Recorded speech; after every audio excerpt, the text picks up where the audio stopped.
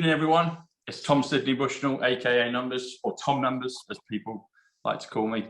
Welcome to Psych Club, the Tom Numbers show and News with Tom Numbers. I've got some amazing guests in the house. Well, not the house, but the virtual house today. I've got a former Miss UK winner and Miss Universe contestant, and I've got a former England striker, Liverpool striker, Southampton legend, and I've also got Mark Attwood. And a dickhead called Mark Attwood. that's the worst fucking intro I've ever had. Jesus. I've been working on that one for about a week, Mark. So Call you fell agent. right into it. It's good. So LEILANI, Dowding, Rickie, Lambert, Mark Attwood, welcome to the show, guys and girls. How are you? Good, thanks for having me.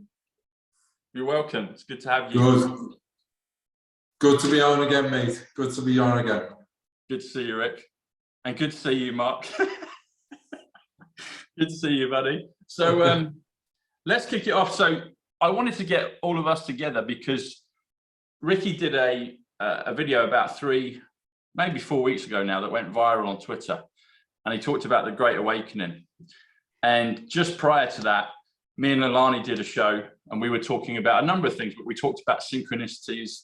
And I talked to her about the numbers and I said, I get this feedback from the newspaper. And she said, yeah, when I want to know something, I don't ask people, I just let the universe tell me and I get the answer later that day or the next day. And Mark and me get synchronicities all the time. So I wanted to kick it off. And people have been asking in some of the comments about, I don't understand this, how do you do it? So let's talk about manifesting, the Great Awakening, and we'll see where it goes, because there'll be lots of things that pop up, but all 4 of us are used to this phenomena of manifesting and creating our own realities. So Ricardo, Rickie, you're the man of the hour. You're the man of the month with the 6.1 million views on Twitter. Tell us a little bit about the backstory of how you came to put that out, because it was a moment in time. It's a moment in the universe, and you did affect the universe. You affected the quantum before it happened. Yes. No, I spoke to you about it, how I felt, not just that day, but the whole week. Like I said, I did feel very connected to the earth, and my emotional side, my spiritual side has been, it's never really been there, but the last few weeks, I felt a massive shift in myself, and I would never dream of doing a video like that. I would never dream of doing it. So something just come over me, and I just felt like I have to just get something off my chest of how I feel, and just try and send a positivity out there. And I knew a lot of people, it would resonate with a lot of people. Probably didn't think it was going to resonate with so many, and like I said, I felt an urge to do it. It's something I've always believed in. I've never really understood it as much as I do now. But obviously, I've known about how the world works for years, and I've always kind of seen the negative side of it. But I can see good people now coming awake. I can see so many good people coming awake and aware of what the world actually is, who rules it, how the governments work, how all the wars have happened. Everything's connected. Everything's connected. And I know that we get called conspiracy theorists, but I think more and more people are now listening to us. So I sent a message out to try and get some information, try and get a crowd trying to think the same thought in manifestation, trying to believe in something that is pure, that is a different future to what they're trying to put on us, and in themselves give manifestation a go. Even the ones who don't believe in it, who haven't given it a go, just try and give it a go. I could have went into more information of the best way of how to manifest things, or the best way I manifest things into my life. And the biggest thing is gratitude. be grateful for the simple things in life. Like I wish I would have said more along that line.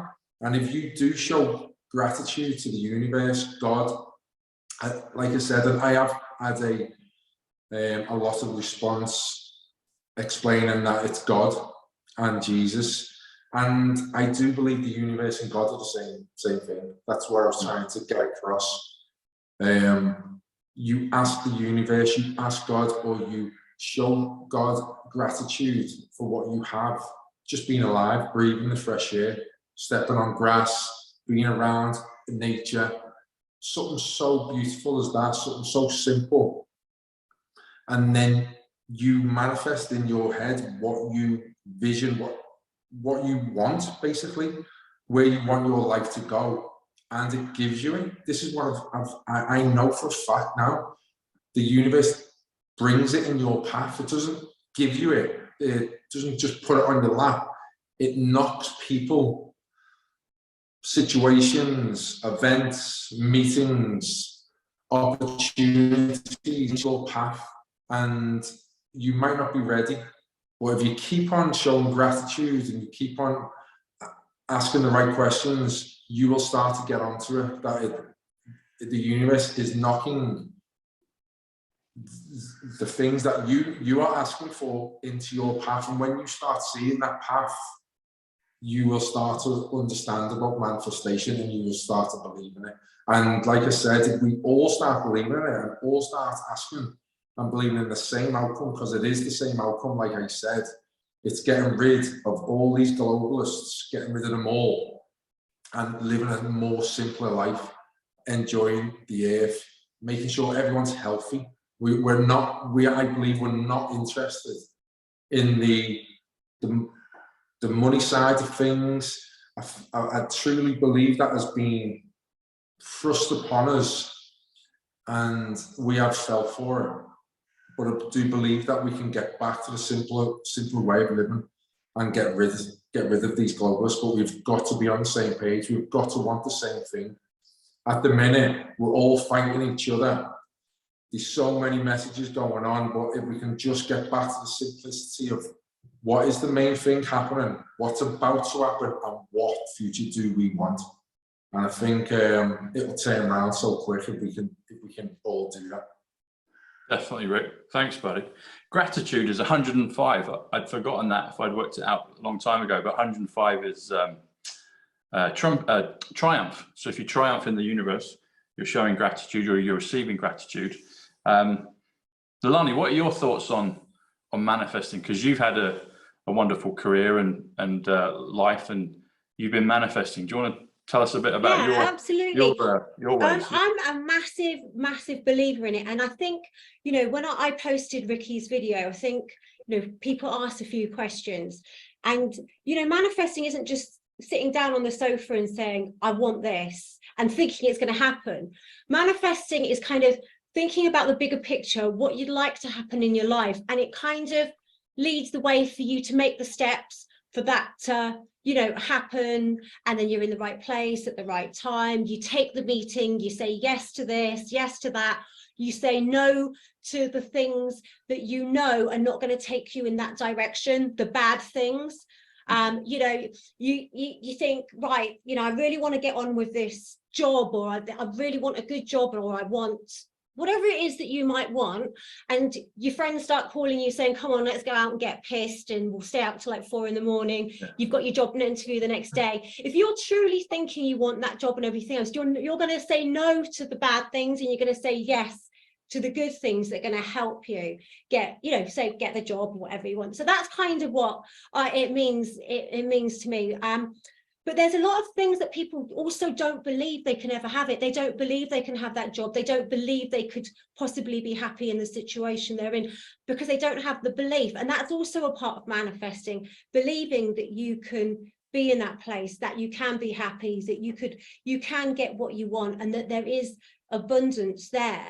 You know, you don't have to sit there on your sofa saying, I want to win the lottery for my life to be better. Manifesting's like, you know, little steps at a time. And it's changing your thought process. Because if you think of, say, self-fulfilling prophecies, you know, that's in a way manifesting, good or bad. So say you're a jealous person, right? Or you're a paranoid person and you're thinking, oh God, you know, my boyfriend's going to cheat on me, my boyfriend's going to cheat on you. You're really insecure and you're thinking bad things about your boyfriend.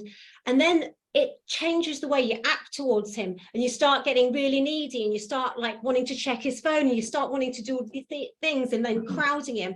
And that then puts things into his head that then might make him go and do things that you were manifesting in your head in the first place that would never have happened if you were just a chill, you know, happy person. So it can happen both ways. The manifestation can happen in a bad way if you keep keeping on thinking negative thoughts, but it can also happen in a positive way if you see, you know, you see people and you see the best in people, and you see that kind of thing. So that's kind of my thoughts on it. It's tied in. And then I had a few people saying, look, you know, but I don't believe in manifestation, I pray. Well, it's a similar thing, isn't it? You're thanking God, you're grateful for whatever you have, you're asking God for something, or to show you or give you a sign as to what you might do next, or to what might help get you on your path. So to me, it's all, you know, it's very similar, whatever you kind of want to call it. But I'm a massive believer in it, and I'm truly in a place where I feel, you know, I've done that all my life, the last 44 years, whatever old I am. And I've managed to be, and I feel like I'm in a really good, happy place, but still I want best for the world. So I think it's really important what Rickie said, for everyone to, you know, come together and believe we can change things, because it's like that picture that you see with, you know, everybody's got the Monopoly board on their table, and you just have to all stand up together to throw that board, you know, off, and all the pieces of the game. Spiritual Monopoly, yeah. You know what, as you were talking, Leilani, I was thinking of, because we spoke a lot about manifesting, and we're doing that at the moment as well. So if you do manifesting, it's 117. Interesting enough, Robert Kennedy, his birthday is January 17th. I thought that was interesting. And Fifth Avenue, where Trump Tower is also 117, and Rushmore, where Mount Rushmore is 117. But if you add them together, if you do gratitude plus manifesting, so 105 plus 117, that comes to 222, which comes to 1,000 years of peace. So if we're going into this, a lot of us, I feel it, a lot of us feel that we're going into this age of Aquarius, this age of manifesting this peace on earth for 1,000 years. The two key, well, there's probably lots, but two of the key components to that are going to be gratitude and manifesting. And if you manifest through gratitude, manifesting plus gratitude is 222, which is 1,000 years of peace. And I just thought that was a beautiful number, a beautiful synchronicity again with the two things. And even if you do manifesting and gratitude, that comes to 241. 241 is a very important number. I talk a lot about Terminator 2, a lot of films, but the day 241 of the year is August 29th, which ties in with November 22nd, which is Kennedy, August 31st, which is Diana. But in the film Tenet, I don't know if you saw that, the Christopher Nolan film that came out a couple of years ago about time reversal. And a lot of this stuff that's been going on in the background is a metaphor for what's happening in the world right now. They talk about plutonium 241, and it's a trigger. Rick's got a great analogy. He says we're on the precipice. He says the doorstep of the New World Order is upon us, and it's falling behind us. But also, if we choose, we go into this great manifesting world. And 241, plutonium 241, plutonium is in Back to the Future, but it's also in Tenet, and it's 141, which is Mark Atwood, and it's Tom Bushnell. And you add them together, it's 282 miles per hour. But the numbers are beautiful, and I always see them. So it's wonderful when I'm talking with like-minded people. But Mark, Mr. 141, plutonium 141, what are your thoughts on manifesting, buddy? Well, there's so much to say about it, and I don't want to repeat what anybody else has said, but I did a show last night with a couple of amazing women, Shanti and Honeysea Golden, and I was asked to go and read some chapters from a book from a series written by a Russian guy, whose name I can't remember right now, called The Ringing Cedars. You guys read that? Heard of that? Ring Cedars? The Ringing Cedars. And there's the book number 1 is called Anastasia, and it's just the most incredible book. And I read it about 3 years ago, and I got an invitation. Could you come and talk about this book? And I was like, oh, that means I've got to go and reread it. Shit, I'm going to get my shit together because I can't remember what's in it. And then they sent me a little bit of it, and I actually quoted it on Twitter yesterday, the bit that actually relates to this, because it's all synchronicities, right? So yesterday I put on Twitter a quote from Anastasia: if a single individual wanted a second sun to flare up in the sky, it would not appear. Things are arranged this way so that planetary catastrophes do not happen. But if everybody together wanted a second sun, it would appear. Anastasia. And that's where I think we're at. You know, COVID, the last 3 years, I've called it spiritual quarantine for all this time, because, you know, I've been going, like, when I listen to Rickie and you, LEILANI, have I got it wrong? Oh, fuck. You got it right the first time. I'm not going to write it. See, that's what happens. I think I did that for comic effect. But the thing is, I can't help it. Hey, we're going through this period when we're just basically waking up to these abilities. But the thing is, we've all had them. When I did the show with you and Rickie and Matt, I said to both of them, when you were kids, you dreamt about being footballers, right? And I'm in Wales at the moment, but I live in Ireland, and I was talking to some people in Ireland the other day, and this guy was I was talking about manifesting, and the guy was sniggering. And I turned to him very in my power, and I said, what are you sniggering at? He went, manifesting, conspiracy. And I went, well, you manifested being stood here right now, and you manifested not having a job at 37, and you manifested going back to university to do something, and you haven't got a fucking clue what it is that you're doing, because I'd already asked him why he was going to university and he hadn't got an answer. And the guy was just nowhere, but he was all pro this and pro that. And when I said to him, viruses don't exist, well, they do exist, but you can't catch them, he did the same sniggering. And I was like, again, I went, oh, really? What have you read? Have you read anything about that? And he was like, and it's just hilarious to me. I mean, I'll tell you a funny story about manifesting, just because I don't know if I've told you this story, but have I told you the sofa story before?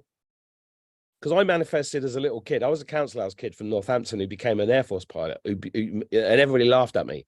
My careers teacher literally laughed in my face when I was 14. He said, what are you going to do? And I went, I'm going to be a pilot. And he went, anyway, there's this factory down the road that you should go and work at. I said, no, I'm already flying planes. I'm a pilot. That's what I'm doing in Wales now. I've got my kids and my 2 kids here. We've been flying gyrocopters all day. It's been brilliant. 13-year-old and 15-year-old girl flying gyrocopters, because you can do anything you want. Anything you want, right? Even if nobody's supporting you. And, you know, I manifested it because I was there in the cockpit every single day from the age of 7, right, until I was. And then I knew that I could let it go, because none of this matters, because the only thing in the universe that does exist is you. We're all manifesting each other. We're all fractals of God. And we're getting to the point where we are starting to understand this, and the DNA, the 97% junk DNA, which isn't junk at all, is being activated, which is why more and more people are having this conversation, which is why Rickie's tweet was so powerful. And after we had that conversation with Rickie that night, I knew as soon as he was unleashed on Twitter, boom, because we need Rickies, we need people of high profile to go out and say, and not be afraid, because other people just need permission to know that this is real, right? So my sofa story, just quickly, is that one day this is just a great manifesting story for the viewers, really.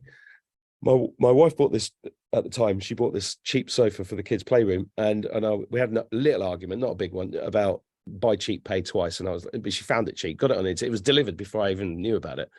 And then she went away for the weekend, and I was cleaning up the kids' playroom, and this piece of wire stuck out, scratched me on the hand, and I was like, you're gone, right? Pointed at the sofa, saying, you're finished. I've got a new sofa on the way, right? Pissed off with the sofa, because I'm that kind of idiot that talks to sofas, right? And trees, by the way. They've all got a consciousness, but that's another subject.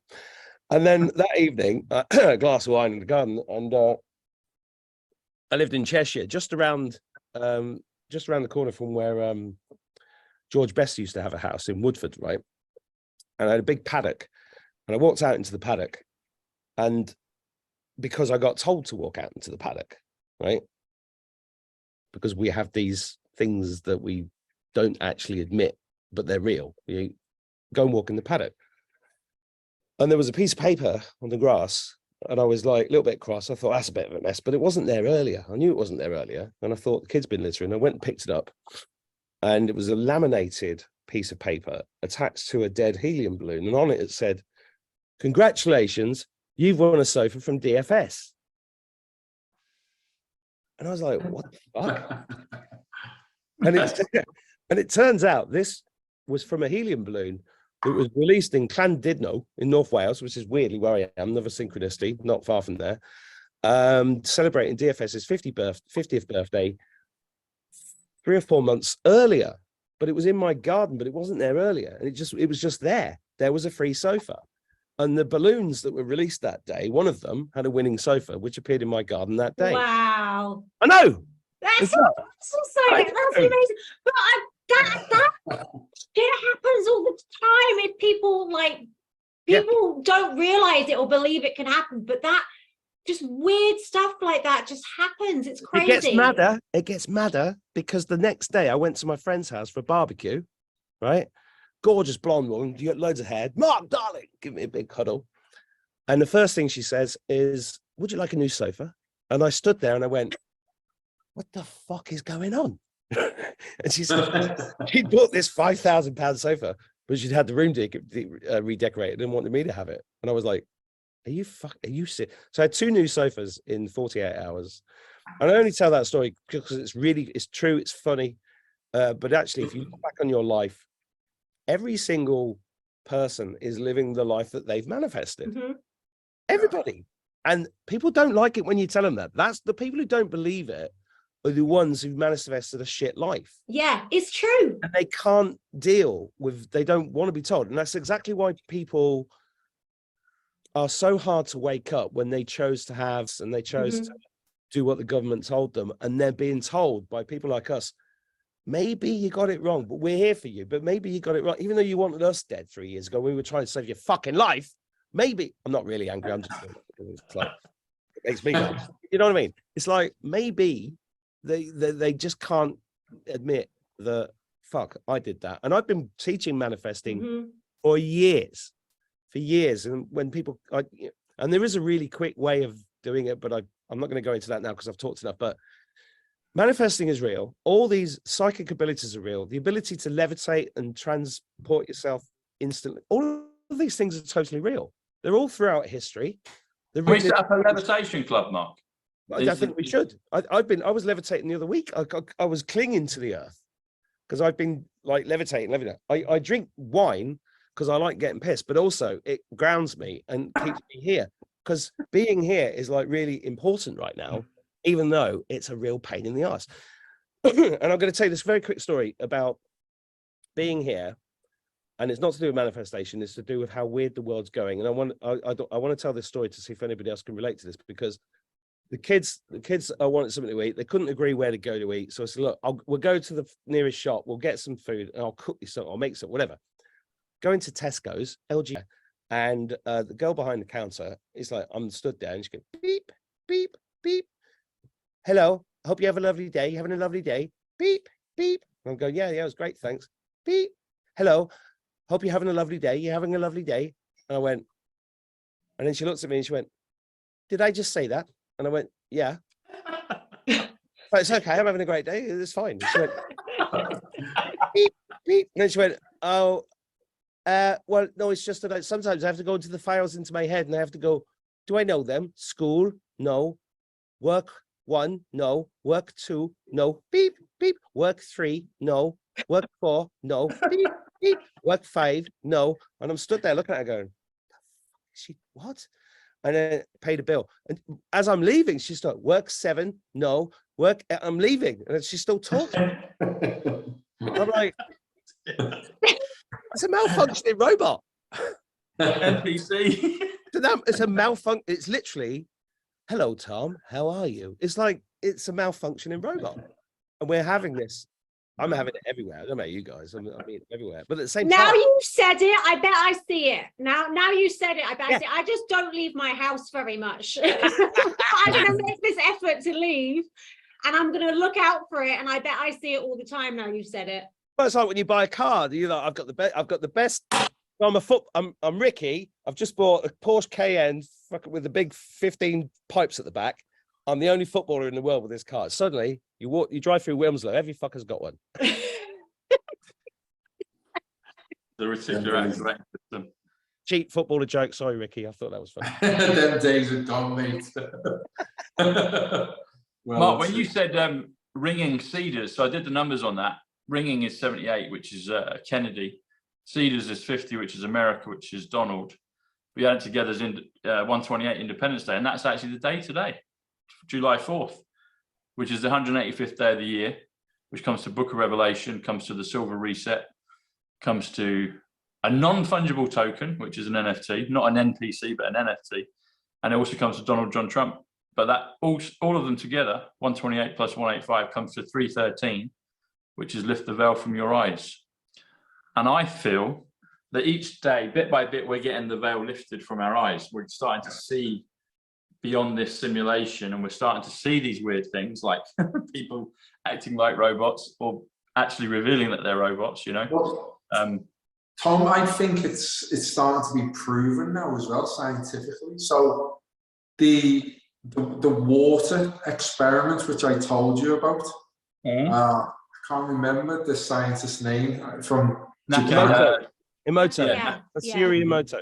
Yes. So they've done a test, you all know about it, where they spoke positively to one glass of water, froze it, spoke negatively to another glass of water, froze it, then examined the ice. The negativity water was full of warped holes and blackness, and the glass of water that was spoke to positively was full of crystals. And they've done experiments to the word, and the water responds the same way every time you speak to it a certain way.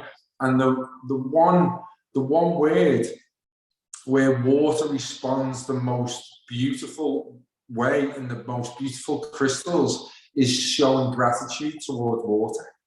So everything I was saying about manifestation is down to showing gratitude. That, in my eyes, that's a scientific way of proving to people that this stuff is real. If you show this universe gratitude, you talk to it, it will respond, it will talk back. And that is one of the best ways of trying to show people in a scientific way that, listen, we're made of 70% water. The air, like there's water everywhere. So if you're showing gratitude and just the water's responding to you, then I think that's my eyes. And then the other experiment which shows you that we are in some kind of simulation is the double split experiment, where they send protons through two holes, two splits in a cardboard or a fence, and examined where the proton hit on the back wall. And when they wasn't looking, it was a wave and it went through every hole. But when they examined it, they could see it go through one hole, and the mark on the back wall was only from going through one hole. That is another scientific experiment that proves to people that the world and this reality and this universe is not what we think it is. It's not what people think it is. It's different. It is unbelievable. It responds to you acknowledging it. It's unbelievable. It is. It's amazing. And we're manifesting all day, every day, and it's a blend of positive and negative and maybe something in between. But it is, if we were to remember that actual reality, minute by minute, second by second, we would just create heaven on earth. And when we all do it together. Here's the problem, Tom. Oh, okay. The problem is that we've been... Speak for yourself, Atwood. However, no, I'm talking about the whole human race for a very long period of time. I know, I'm pulling your leg. That was a joke. Come on. I know, I felt it. It was good. I don't know how you did that from here. But well, this was an insight I got. Fucker. And whether it's that or AI, whatever you want to call it, but this possession starts at birth, you know, which is why medicalized birth is all the way through, because it's all about separation of soul and then disconnection from source or God or whatever you want to call it. And what Rickie said about the water is critical. And when he was talking, I went and pulled up this machine here, which is basically just a machine that it's got a copper ring inside it. It's got 6 magnets around it and these pyramids, right? And these little pyramids have something very important, which is the angle of 42 degrees either side, which is the same angle you get inside a rainbow. So if you've got a rainbow like this, the angle is 42 degrees. If you look at the Great Pyramids, it's 42 degrees. If you look at the cairns all over Ireland, it's 42 degrees because they predate the pyramids. This 42, and you look at the experiments that the guys did about the pyramids in Russia in the, I can't remember when it was, the 80s, I think. You know, you could put a pint of milk inside one of these pyramids and it wouldn't go off ever. You know, and this is all the hidden stuff. So the water's critical, absolutely critical. And I want to focus on the water a little bit because we are 84% minimum water, right? And that's within this fractalized holographic world, right? So let's assume this reality is a hologram, is a simulation, but it's also extremely real. Because if it wasn't real, why would any of us come here? Because if we didn't really experience the pain, it would just be like a computer game where you didn't die. In this one, you do die, right? And in this one, it does hurt. In this one, you do fall in love and you feel it. In this one, you do taste the food. And you know, it's the Matrix. It's like, oh, I know this steak's juicy and it's not real, but I want to stay here. But the other side's much harder. And we are experiencing all of this on a holographic level, and water proves that because it's fractal. It has a memory, it has abilities, it has, you can store the whole world's information in a very small amount of water. That, you know, which I think is what quantum computers can do, and I think that's what the med beds are going to do. They're going to have water within them because it's all about the bloody water, right? Because we are water.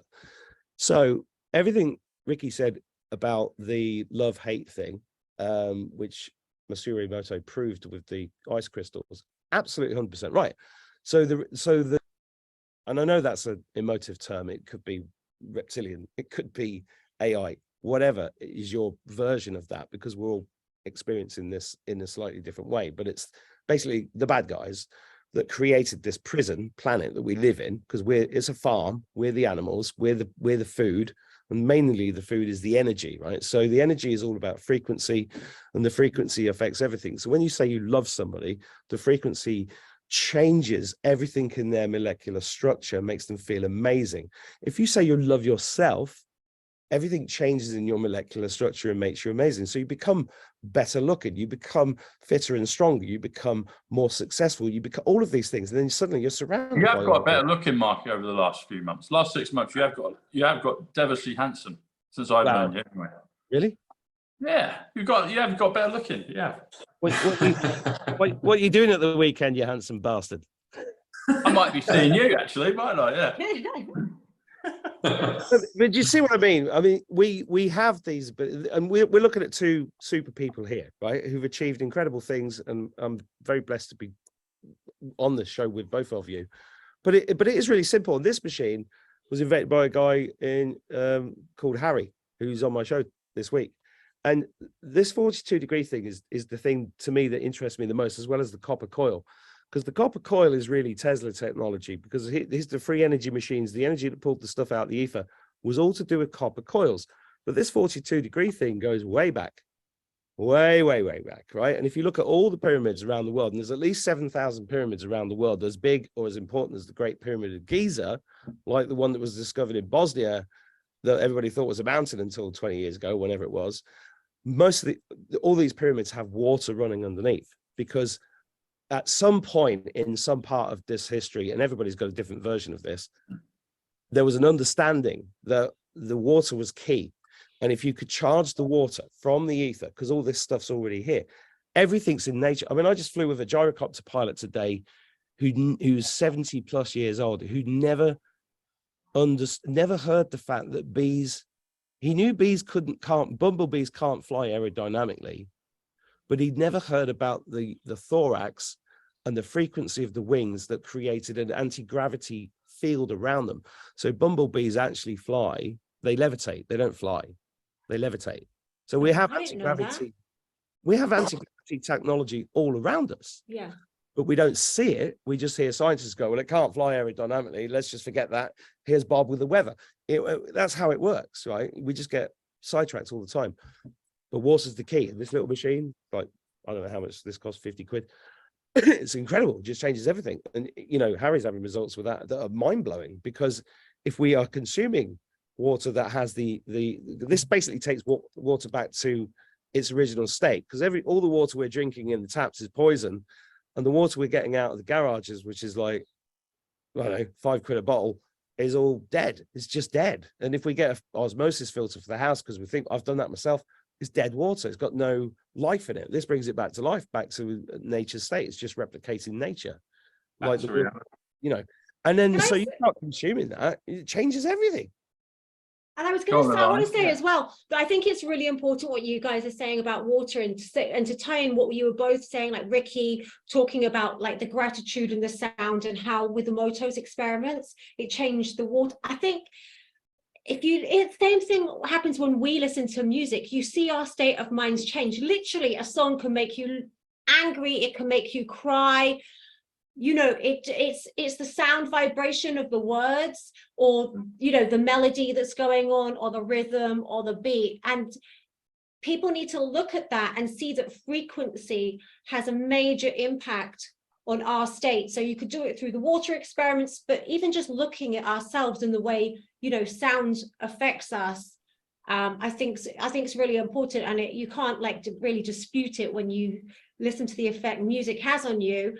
And you know, it goes back to like some of the music that's been put out there is put out there on purpose to make people angry and agitated and want to fight each other. Well, all of it, because they changed the frequency from 432 to 440 hertz. Did you know that? So the output was changed on purpose, because it's all about disrupting the frequency of us.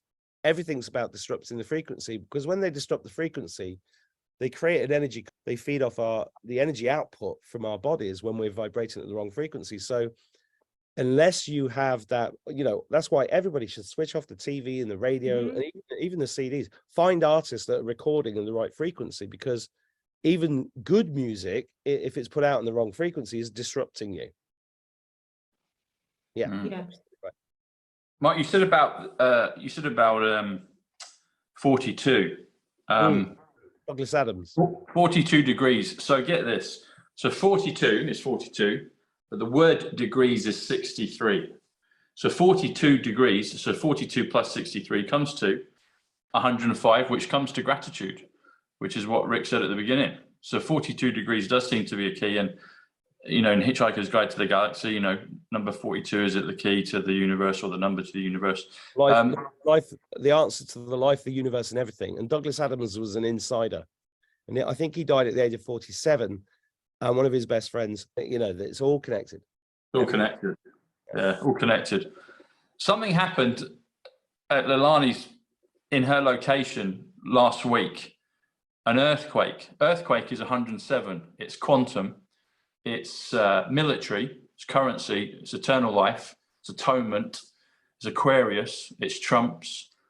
But I wanted to ask about that. What happened, LEILANI? Because we're known in the UK for not really having earthquakes. They do say we get small ones, but I think this is really interesting because it's very close to Alton Towers. So I wanted to see what happened, and maybe we're gonna have a little delve into it.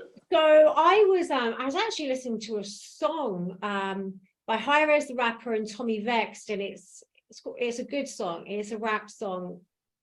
It's like something about reclaim the rainbow, I think it was. You know, I was listening to this song, and suddenly I just heard this rumble, and I felt a shake. And because I've lived in LA for so long, I've been through so many earthquakes, I was like, holy shit, that's an earthquake. I'm sure that's an earthquake, but we don't have earthquakes in England. So I texted my fiance. I was like, this is so weird. I feel like I've just been in an earthquake, but I must have been imagining it. And he's like, no, I think you kind of get rare ones every now and then. And I had friends that were saying, oh, I thought a car had hit my house, or I thought something had crashed into my roof. But I don't know. No, it was an earthquake. And I knew it was one immediately. But I turned down the music, and by then I didn't hear the rumble anymore. It was kind of over. But I was sat down on the sofa and I did feel it shake. So yeah. Do you think it was just what do you think about it? What before we got on the show today, what was your thoughts? Was it just you thought it was just an earthquake and that was it, or did you have any other kind of other thoughts around it at all? Not really. I just thought, I wonder what it is. There's a lot of quarrying that goes around this area. It's known for like its stone quarries. It's actually really beautiful stone, but there's a lot of like stone quarries. Not that but I don't think quarrying causes earthquakes. And so I didn't know. I was trying to figure out, like, because we are in the middle of the country and there aren't any plates, but so I did wonder, but then I was like, God, where did they last frack? Like, what's going on under the earth? What the frack is going on. So I asked you just before the show how far. You said that it's close to Alton Towers. Yeah. And so I'm wondering. Well, it's an obvious question. I'm wondering, is it connected to that? Maybe. What do you think, Ricky? Oh, the first thought, what comes into my head is what they'll be doing underground. That's the first thought what comes into my mind. The tunnels that they built.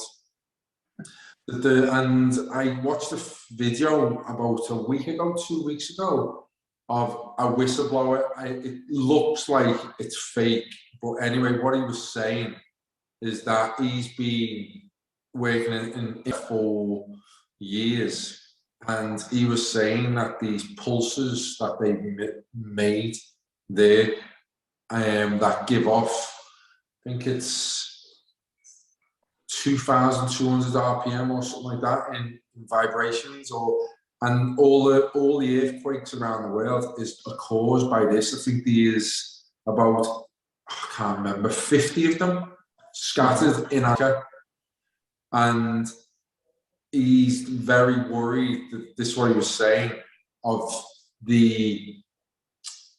what it's capable of. He thinks it could be and Mark would know more about this, a air base to control vehicles of way beyond what we know of. So funny you said air bases there, because when you were talking and when I heard that story about the earthquake there, because I'm near an RAF base right now, and I was in the RAF, right? And I think these bases are absolutely critical to us understanding the deep all the things that we were told were myths from our childhood: giants, fairies, angels, minotaurs, demons, vampires, werewolves. It's all true. It's all true, and it's all there. And I was doing a show with Janine a couple of months ago, and I suddenly got that, because I've realized I've become claircognizant, and people watch this and go, he's talking complete bollocks, but I don't care. I'm way past it. But I'm claircognizant.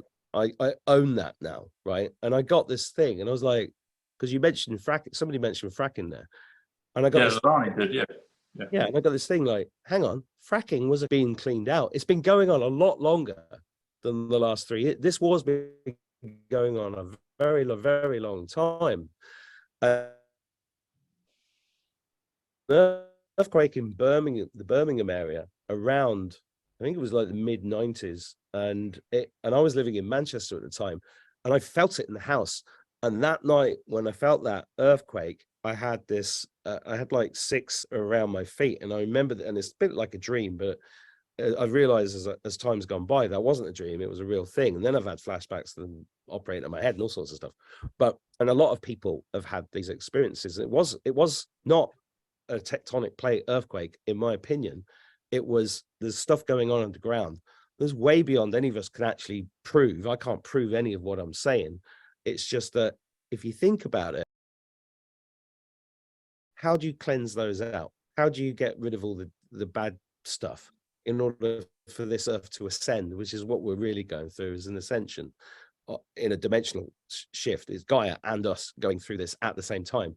How do you explain that? How do you cover that up over such a long period of time? Because to do that work would take literally, well, a very, very long time. And that's how long I think this has been going on for. That's my opinion. I'm an apocalyptimist. I always say that. That's my get out clause. You know, if we're going to be surrounded by an apocalyptimist, the apocalypse is here, which just means failing, but I'm optimistic about the outcome. Yeah. I was on the phone earlier to a friend saying, look, if it's fucking coming, if it's the robots from Tesco's coming to kill us, I'm just going to be there with a glass of wine, a load of fags going, fuck you, whatever. Because we have to have that kind of we don't care attitude, because it's the caring about what people think that's got us into the fucking problem. Yeah. Yeah. For sure. Yeah. Spot on there. Totally. You know what's interesting? I was looking at this in regards to Alton Towers. So Alton, ALTON, comes to the word under. So I was thinking, Yeah. I wonder if it's under the towers 62. And I'm like, every single place on earth where there's and you go there and you just look at the energy of that place, is shocking. And I used to look as a kid, I was like so excited to go on the roller coasters, but no, energy, they are it's the same as the Sunday schools and the churches and the Boy Scouts and the Girl Scouts. It's all of it has to go. Yeah. yeah. Yeah. I'm surprised that they still... Huh? I know, I just had a memory then of being picked for a football club when I was about 14. And the manager, when we got there, I had to travel to Norwich to get there. And the first thing the manager said was like, right, lads, don't come to me if you got a headache, because the first thing I'll do is tell you to take your... And I stood with my mate at the back of the room going, what the fuck did he just say? And it's like all of these places are, they're magnets for this stuff. And some people get sucked into it because it's all energy. Everything's frequency. Going back to the frequency, we have to understand we are literally frequency. I almost joined. Yeah, well, not just him. Like, the joke was, don't go there, you'll get nonced. That was kind of the joke. That someone, what's his name? I was just talking about him today because my ex-fiance, was he at Crew? Yeah, yeah. Yeah, I was literally at breakfast talking about it today, and then I had to like Google the guy's name because I remember my ex-fiance got malaria. Well, that was going around football back then. It was going around, everyone knew about it. Everyone. Wow. Well, it's never stopped.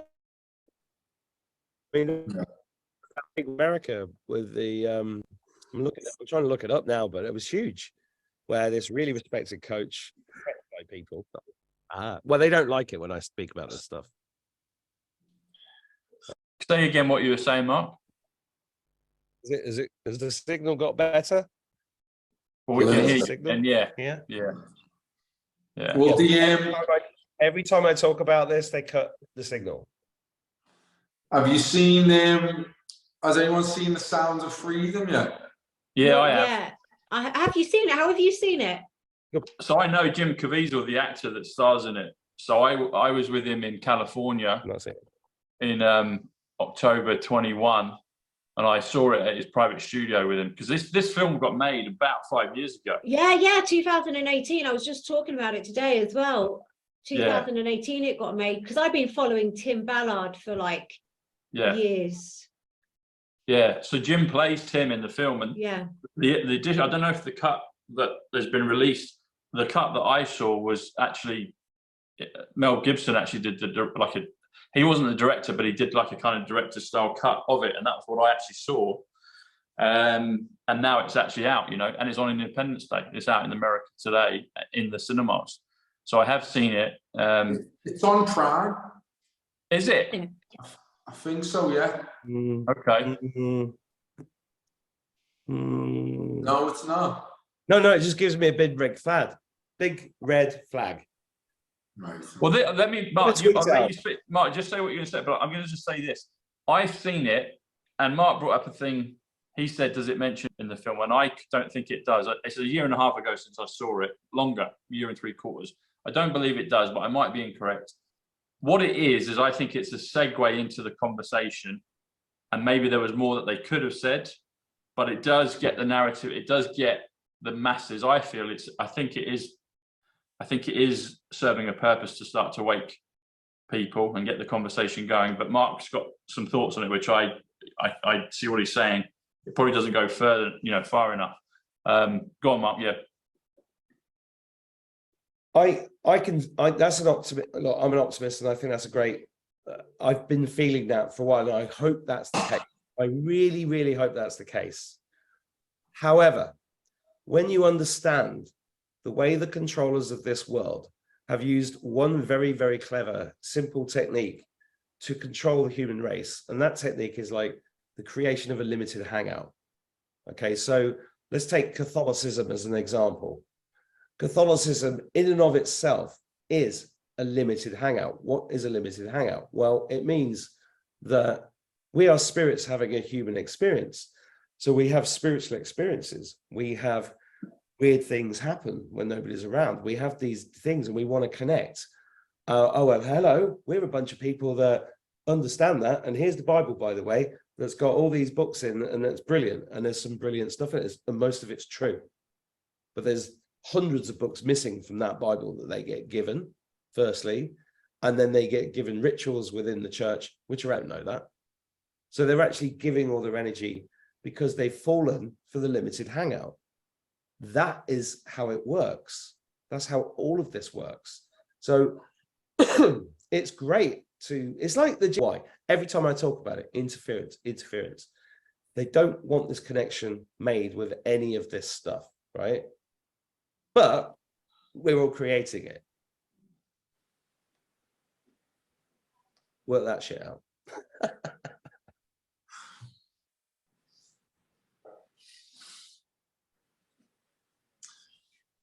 I think what you said the other week though, Mark, I think it still resonates with me. The crimes against our children will be the thing that unites the world. It has to. Mm-hmm. There's nothing else that could do it. Yeah. But is this a limited hangout is the question. And, it's not, I put a tweet up the other day and I said, if this film doesn't mention it. I will say this, I don't know that Tim Ballard does that. Tim Ballard, I think, as I followed him for the last few years, is literally saying. And this is so we could go on about that all day, and this is what they do. It's so clever. They get us to argue over this point. Is Tim Ballard good? Is this good? Is Jim Cavett? But ultimately, it's all about your own spiritual journey and out where you go with it. And it's all individual. It's an individual journey.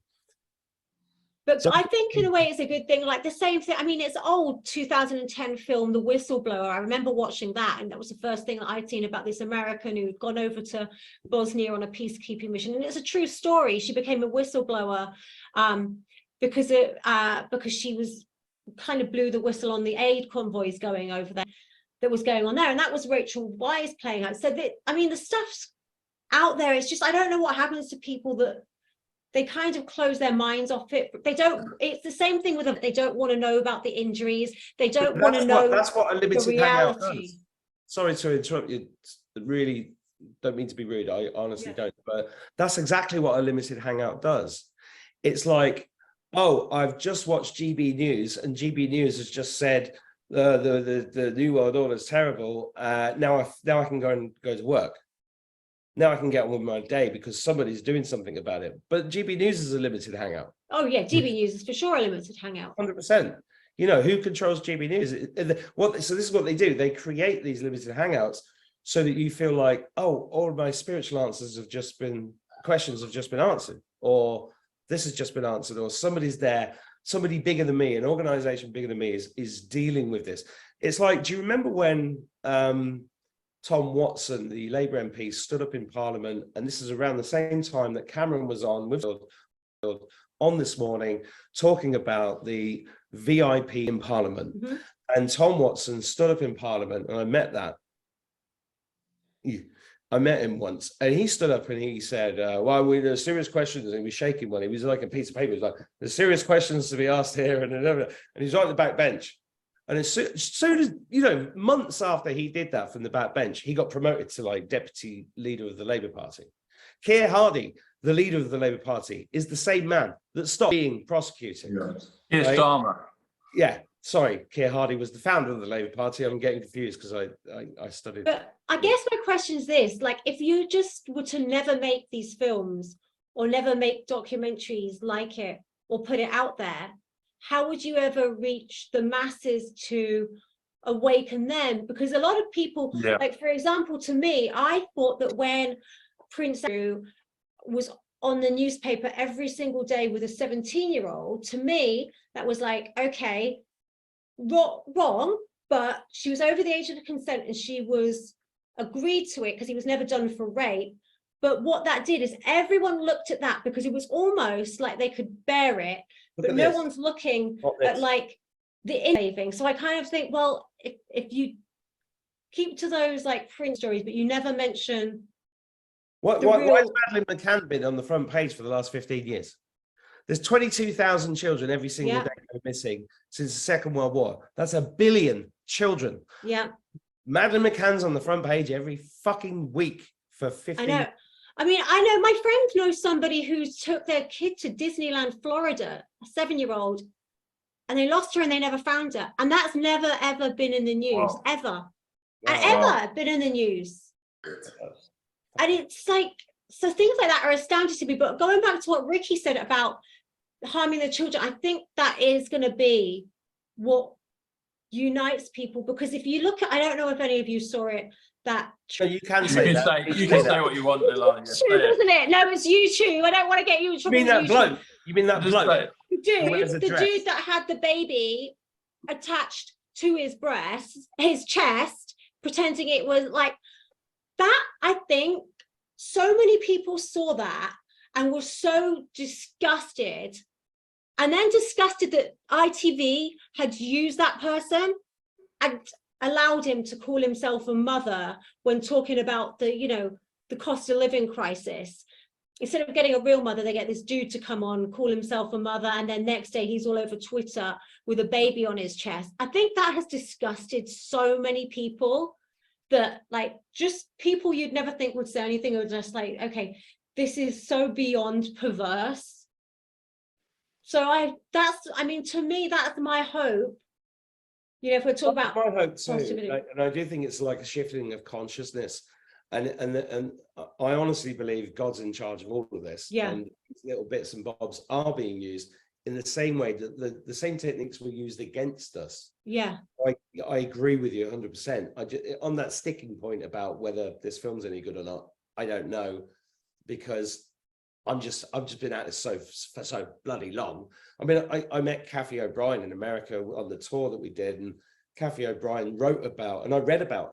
But I do understand that I'm over there and people need to be pulled in. So I'm hoping it's good. I'm hoping it's good. But also I think the thing, like that story, what you said about the helicopters, for people that don't understand the reality, you can go back in history because it's quite open in history. Exactly. You know, now it's not that big of a step.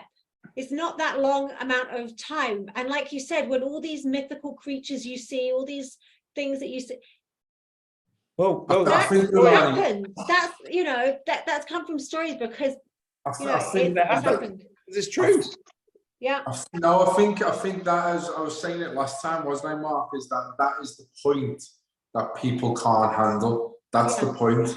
They can believe in, obviously, the globalists, the secret societies who control everything, but when again they all go, no, that doesn't happen.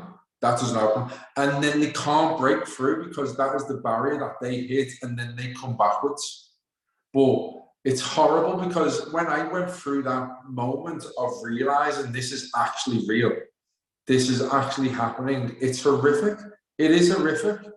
It's one of the worst experiences a human being can have, is understanding that this happens. Not only does it happen, but at the scale of what it's happening. It's one of the worst things for a human to absorb into their soul. And also they think it's happening in other countries, and it's not going to happen in England. It's not going to happen in the USA.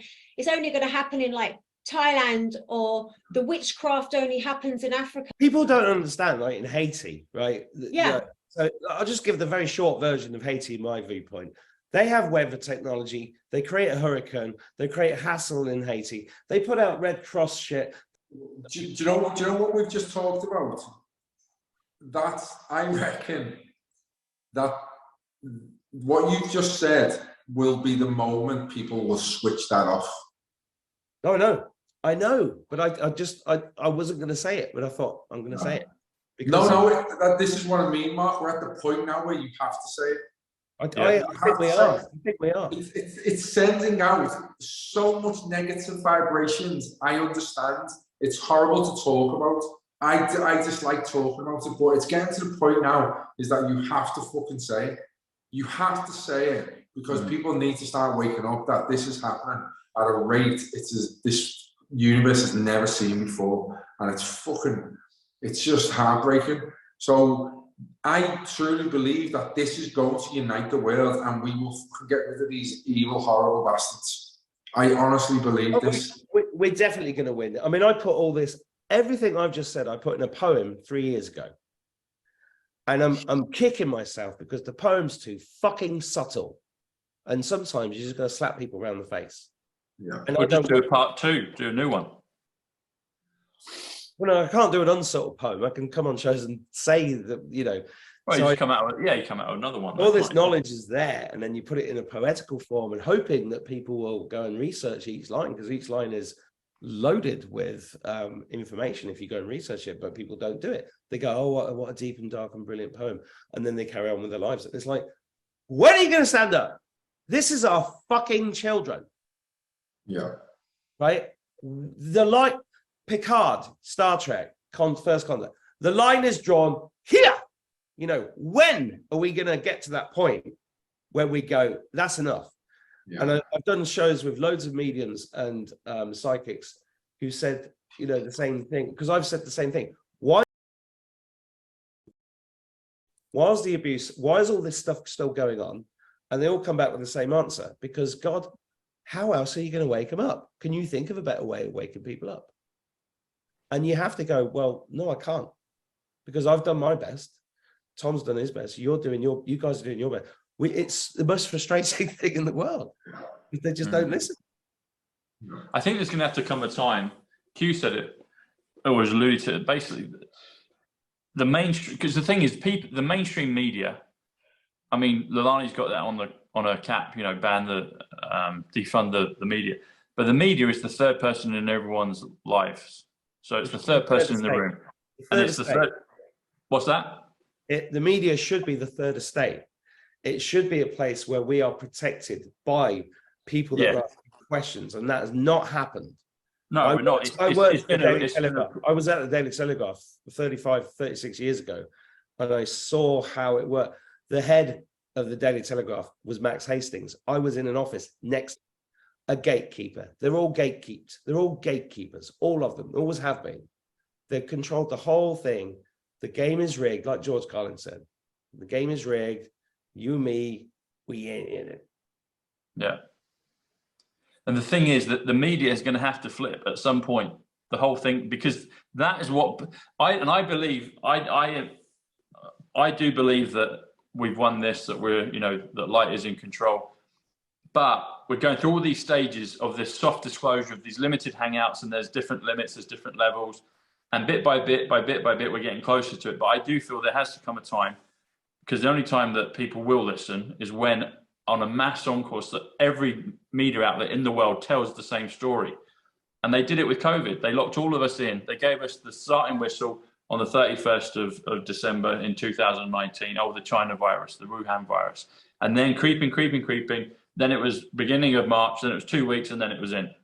They can do exactly the same thing in terms of this with the children, with the revealing of the truth. And I do believe that's coming, because we're trying our best. People don't want to hear it until they're confronted with it and told by that person in the room that they believe, i.e. the media, then that's when it will happen. Because the problem is, as you've said, humans can't even conceive of it. People cannot see what is not in them. unless it's repeatedly battered into them, and then it becomes irrefutable and there's proof. Most people, 99.9% of the population cannot conceive of it because they would not do it themselves. Yeah. And so it's that small percentage that have been doing it, the psychopaths, and like you said, reptilian, whatever they are, have been doing it because they're not human. It's only at the point when the mechanism, i.e. the media, and it's a coordinated effort, which I do believe is coming. I don't think we're going to get threshold until. They are human. Can I throw something in here as well? Is I think that there's a massive push as well to neutralize people by drugging them in order that they don't stand up, because people feel it, right? They have anxiety, they're getting down, they feel depression, because the world is so fucked up and so not right. And they don't understand that it's everything around them saying, you're not in alignment. This isn't how you're meant to live. This isn't what life is meant to be. And they just go to a doctor who fucking, excuse my language because it makes me so angry, who drugs them up and numbs them and takes away everything that would make them stand up and fight. So such a massive role in this as well, along with the media, because the amount of antidepressants and anti-anxiety meds that are numbing people to stop them feeling and saying, hold on a minute, this is boiling inside me, I need to do something. It's numbing people. LEILANI, it goes way back. It goes way back. It's not big pharma, big media. They're not separate. They're all part of the same thing. Fluoride. Fluoride is the big one, right? It's a neurotoxin. It was used in the concentration camps to pacify. It decalcifies your pineal gland. It cuts off your telephone line to God. It's in Ireland. It's the highest fluoride rate in the world. In Birmingham, in England, highest fluoride rate in England. All over the world. It's nothing to do with your teeth. So it's literally everywhere around. It's in your clothes. It's your phone. It's a full spectrum dominance attack on the human race. Somehow you three, me, and some of us resist. I don't know why we are resistors, but the thing is we are. And I'm guessing because I'm looking at three angels. That's what I believe, right? You're angels. You came here to fight this fight because we are going to win this. We've won this, right? And there's no way these demons are going to win because it's done. It's already done multidimensionally. And the reason why videos, I think, like this are still really important is because somebody out there is going to hear something one of us says and goes, oh, fuck, and wakes up or whatever. But the truth is, I think that the majority of the people that we think of people on this planet, like the Tesco girl, are not humans. Neither are the royal families, neither are all the politicians. And we're watching something so fucking nuts that the party with the humans will end up with about 500 of us in the field and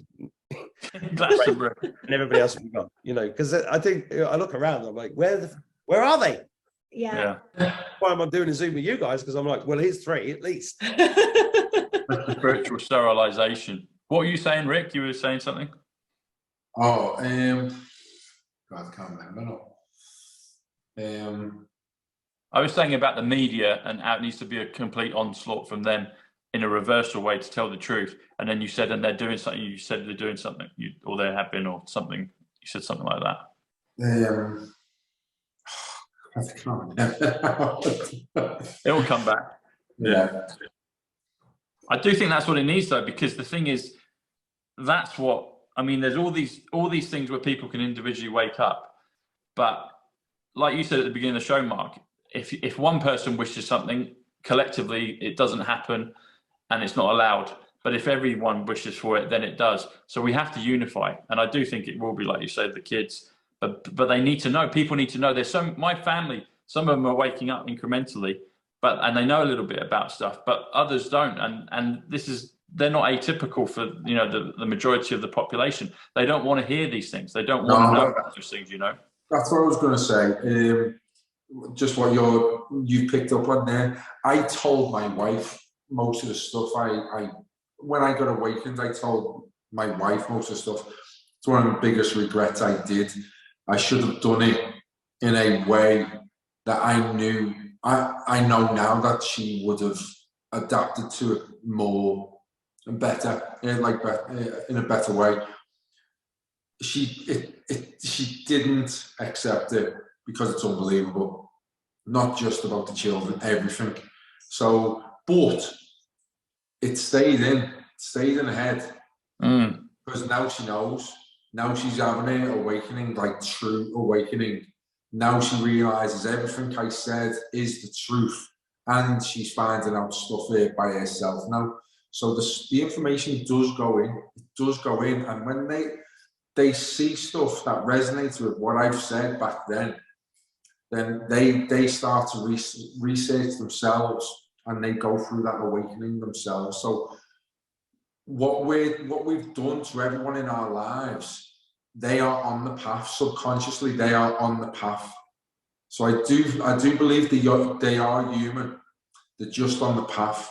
It takes everyone a different amount of time to go along this path, and it's one of the most difficult things that they will do. But once enough people, because it doesn't need 100%, I think it needs 50%, and then it will be like a tsunami. How many that everyone else will get on board, because everyone will be talking about it. Everyone will be. They won't be able to get away from it. And I think we are on the cusp of it. And this is why all these restrictions are about to come in, is because they know we're on the cusp of it. They know we're on the verge of enough people realizing what is actually happening and believing in it.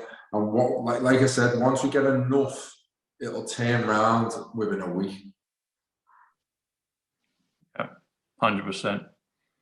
100%. I think it's going to be a bang, and I think the reason why all this waking up, what you said, Ricky, was so full of love for your wife, and I really felt that, because it's so difficult when you love somebody to try and get them to see. And all I've heard in the last 3 or 4 years is like, oh, my husband, my wife, this, that, and it's like really, really bloody difficult, especially when you really love somebody. But everything's exactly as it's meant to be. And I learned that years ago, but I never understood it. I used to stand in the shower going, everything's exactly as it's meant to be. But all these things are happening. but it's like a lesson in Zen, in Buddhism. And it is true. Everything's exactly as it's meant to be, and that's a very positive note for me to leave this chat on, because I've got children in, because it really is actually a beautiful process, and without pain there is no relief. Without suffering there is no growth, and it's just the way it is. And that's my experience. Not everybody agrees with me. I don't care, because your experience is your experience. But Amy's never felt so good. Amy's positivity every single day is incredible to be around. And what I was saying to you, wasn't I, Tom? It's incredible, the journey Amy's going through. It's unbelievable to be around. So I think spiritually she's a lot more spiritual than me, and she's going down that route, and she's connecting to the earth more than I am. It's amazing to see. And like I said, she believes in the manifestation just as much as me, and she gives me positive vibes when I'm feeling down sometimes, and it's amazing. Brilliant, buddy. Thanks, Mark. Leilani, closing words from you? Yeah, no, I've got to totally agree with Mark on what he said. Everything happens as it's meant to be. Some of the things I wanted as a kid didn't happen until now. Like as a kid, when you wanted to be a pilot, you wanted to be a footballer. I wanted to ride horses. I thought I wanted to do it for a living. Now I'm in a better place. I get to do it for fun, and I don't have the pressure of it being like my live. And so I'm like living the dream that I had as like a little, 8, 9-year-old girl. Just I want to have, right. But it took me like 30 years to get there, and it happened slowly with all the other bits in between, and the synchronicities with the Mark Stein show that we talked about in the other episode. And then just like Ricky says, sometimes it's really hard trying to share an awakening with like a loved one, or what you found out? Because I had the same thing with my fiance, and I always say this, that when we get married, Neil Oliver has to come to my wedding, because he doesn't know it, but he kept us together because he said things in a way, such a different way to the way I say it, that resonated with him. And it was the same thing. It was, you know, during the lockdowns and the jabs and this, that, and the other, and the anxiousness and physical, what he felt physically from it all that told him it was wrong. The way I express it to my fiance, it just wasn't great, because, you know, I just like rabbit on and chat away, and it's just, you know, it didn't. But with Neil Oliver, his calming voice, and he respected him from, you know, the shows that he did, Coast or whatever those shows were, he respected him from that. So he had to listen to that, and that, you know, it came back that everything I said and what Neil said was on the same lines, but he had to hear it from somebody else, and that's totally fine too. And yeah, it's sometimes it's hard for a loved one to hear it from you. Yeah. Brilliant. Thanks, Leilani. Well, I've got some numbers just to close out. So we talked about the deep underground military bases. That comes to 324. So that was the dark side that we were hammering and hitting on. But then at the beginning of the show, we talked about gratitude and manifesting. So gratitude plus manifesting is 222, 1,000 years apiece. So you've got the two balances there. But if you do 324 plus 222, that comes to 546, which comes to Rickie Lambert, 126, who's John Connor from Terminator. Leilani Dowding comes to 138. Which also comes to Magic Gratitude. And then 141 is Mark Attwood, and 141 is also Tom Bushnell. But yeah, them all together comes to 546. So we covered the dark and we covered the light. We started with the light, we went into the dark, and we come back out into the light again. So all of us together have made a stonker of a show. So thanks, everyone. Appreciate it very much. Great, Thank you. to meet you. Thank you. Lovely to meet you all. Great to meet you. You too. You Bless too. you. We'll do See it ya. again. God bless. Thanks, Rickie. Thanks, Leilani. Cheers, ya. Mark. Thank See you guys. you.